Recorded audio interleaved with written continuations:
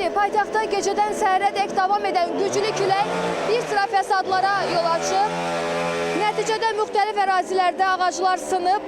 Hazırda Hüseyin Cavid prospekti ilə Ayna Sultanova küçəsinin kəsişməsindəki ərazidə iri ağac kökündən çıxıb və təhlükəli vəziyyət yaranıb.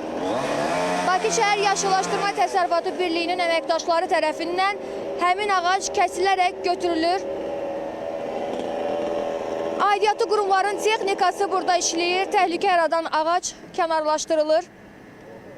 Əraziyə cəlb olunan növbətçi briqadalar sınmış ağacı götürür, qırılan budaqları yığaraq təmizləmə işi aparırlar.